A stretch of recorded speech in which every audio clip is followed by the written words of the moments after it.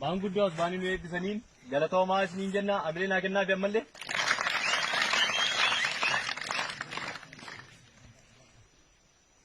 Haasawaa gabaabaa dhimma warra eebbifameenis kan wal qabatu dhimma uummata naannoo kanaa bu'aa bahii hedduu geessinu wajjin darbeetiinis kan wal qabatu Jaal Abbaa Qalaadiitiin iddoo kanatti isiniif dhiyaataa kabajaadhaan Abbaa Qalaadii gara waltajjiitti dhiyaatanii.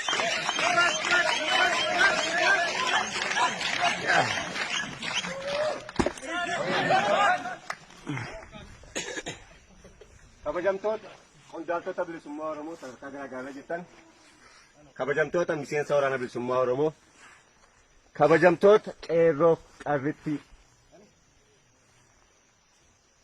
kabajamtoota uummata naannoo kanaaf, akkasumas jiraattoota naannoo kanaa fi keessummoota keenya hundumaan baga nagaan dhuftan jechuun barbaada. Sirna eebba waraana bilisummaa Oromoo mooraa Jibaa sababeeffachuun baga nagaan dhuftan yogguun jedhu kabajaa jaala guddaanii alaa dhufuun jedha. Dabalees maqaa waraana bilisummaa Oromoo zoonii giddu-galeessaan nageenya keenya miidhamuun barbaada. Galatoomaa baga nagaan dhuftan. Akkuma beekamu jaarmiyaan keenya waggoota hedduun dura waggootawwan qaalii Oromoo kana cuuccaaf dhiittaan sirna garboonfataa irra ture. Garbummaa jala ta'anii kaayyoof akeeka seera qulqulluu WBO hanga ammaatti dimokiraasiin addunyaatti hin dorgomuu hin dandeenye. Dhiiga isaanii qulqulluu lolaasuun laphee lammata Oromoo keessatti saaffisanii darbanii jiru. Sirna sadarkaa dimokiraasiin WBO yeroo ammaa irra ga'ee jiru qaama biyya bulchuuf jiruuf yaaddoo ammoo uummata keenyaaf gammachuu daangaan ta'an uumee jira. Har'a akeekni qabsoo mooraa bilisummaa Oromoo kan jaarmiyaa uummatni Oromoo akka lubbuu isaatti jaallatu WBOtiin talgamuun falmaadhaa kan inni jiru fedhiif hawwii namoota muraasa guutuu adeemaa jiru tun ta'an garbummaa qolee saba isaarraa rarreerraa buusuufidha. Sabni keenyas akka sabaatti kaayyoof akeeka qabsoo bilisummaa Oromoo irraa barbaadu kaffalee kaayyoof akeeka WBO jalatti qabatamaatti dhiiroon imala qabsoo waraana bilisummaa Oromoo milkeessuu irratti argama. Carraa kanaan jiraattoota uummata naannoo kanaa argamtan galateeffachuun barbaada. Galanni keessan bilisummaa baraan dheebochaa turtan argadhaa isiniin jechuun barbaada.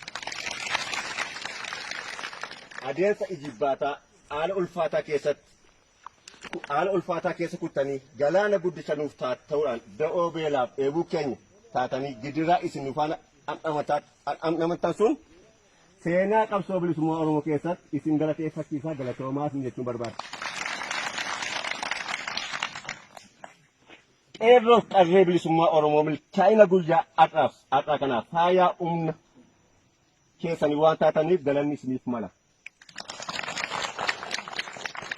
Qeerroon bilisummaa Oromoo wabii handhuura qabsoo bilisummaa Oromoo ta'uu keessan qabatamaatti addunyaatti agarsiisanii jiru. Dhiiga keessan ijoollummaa qabsoo bilisummaa Oromoo cobsuun gabbachuu mooraa qabsoo bilisummaa Oromoo keessatti gahee leencaa baatanii jirtu galatooma. Har'as qabsoon bilisummaa Oromoo galfata isinitti kennaa jirti. Har'as qabsoon bilisummaa Oromoo galfata guddaa isinitti kennaa jirti. Amma Oromoof Oromiyaan walummaa bilisummaa ishee gonfatutti ifaajii keessan akkuma kaleessa daran waan barbaachisu qabsoo eegaltan jabeessaa jechuun barbaada. Akkasumas leenjistoonni waraana bilisummaa Oromoo qeerroowwan akka xiyyaa balali'an leenjisuun har'a eebbaaf geessisaniitu uummata Oromoo biraa oolmaa qabeenya addunyaa kan bituu hin dandeenye tultanii akka jirtan quba qabaadha. Seenaanis hojii boonsaa isin akka dalagdan galmee irratti qalama warqeen tarree goototaatti hayyoota qaqqaalii gidduu lamaanitti katabdee dhalootaaf oolcheessa. Mooraan qabsoo bilisummaa Oromoo itichuu keessatti isin adda dureedha galanni keessan bilisummaa ta'uunis niin jedhe. Miseensonni waraana bilisummaa Oromoo mooraa leenjii keessatti argamtan milkaa'ina faayaa sagantaa kanaa ta'uun jalqabarraa kaasee hanga guyyaa eebba kanaatti shoora isin taphattan daran olaanaadha. Dirqama baatanii cinatti guyyaa eebba miseensa haaraa kanaan miseensa haaraa waraana bilisummaa Oromoo bareechuuf olii gadi fiiguun haala kan mijeessitan hundi galata seenaa waraana bilisummaa Oromoo irraa qabdu galata argadhaa jechuun barbaada. Miseensonni waardiyyaarra turtan nuffii tokko malee dadhabee utuu hin je'in beelee utuu hin je'in aduun natti bu'ee utuu hin je'in dandeessanii guyyaa kana waan geessaniif isinis galata guddaa isinii malaa jechuudha. Akkasuma waraanni bilisummaa Oromoo dirqama adda addaa fudhatanii wanta kana miidhagsuuf walii gad fiigaa turtanis galata argadhaa jechuun barbaada. Leenjiin kun haala miidhagaa milkaanaan xumuramuu qofa utuu hin taane jalqabaa yaada leenjichaa irraa kaasuun mooraa leenjii waraana bilisummaa Oromoo keessatti wal dhaga'uuf waliif abbamuun waliin mari'achuun wal qajeelchuun jaallanni waliin hojjechaa turre lafee dugda sagantaa kanaa cichoomni murannoo keessan daboonseeraa galata argadhaan jedha.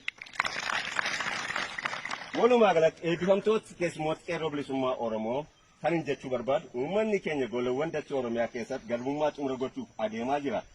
Akka laayyootti kan ilaalamu miti. Uummanni keenya dadhabee beelee dheebodhu utuu hin je'in nuffii tokko malee galgalaaf ganama waraana isaa akka qaroo ija isaatti kunuunfachuuf faana dhaabbachaa ture ammas irra deebi'ee galata argadhaan jedha. Har'a impaayerri Itoophiyaa raafamaa hawaasaaf dinagdee siyaasa ammaan butamtee jirti. Sirni abbaa irree kan siyaasni warra abiisni akkatti tortore siyaasa ofii tolfachuuf jecha nagaa guutummaa biyyattii dhorkee gooluutti argama. Waraanni keenya siyaasa tortora ajaan isaa uummata biyyattii goolaa jiru kana hundeen urgufachiisuuf gogsuun fardiidha. Nuti akka jaarmiyaa qeerroof qarree akkasumas uummata qabannee walabummaa bilisummaa Oromoof Oromiyaa mirkaneessuuf malee Itoophiyaa kuufte gangalchuun lubbuu toruuf miti. Har'a waboon adeemsa ajaa'ibaarra jira. Kana booda humni dandeessa dhaabu hin jiru. Kanaaf uummanni keenyas ta'e qeerroof qarreen bilisummaa Oromoo akkuma kanaan duraa baran waraana isaaf jedhee ganna beelaan boon ammoo dheebuun waadamee isa jiraachisaa jiru kana cina dhaabbachuun ammayyummaadha. Eebbifamtoota har'aaf dhaamsan dhaan barbaadu kaleessa qeerroo yerootu qeerrummaa keessanii dirqama Oromummaa harka keessan duwwaa amilee guutuun baachaa turtan. Har'a immoo mooraa woboo seentanii ogummaaf ga'ummaa argattan dirqama lammummaa amilee guutuun baachuuf irbuu yookaan amaanaa saba ofii fuutanii obsaaf murannoof kutannoon akka galmaan geessan abdii saba keessanii isinirraa qabu akka milkeessan isiniif dhaama. Dhumarratti eebbifamtoota guyyaadhaan baga geessan akkasuma uummati keenya immoo baga gammaddan baga waliin gammannee galatoomaa ulfaadha.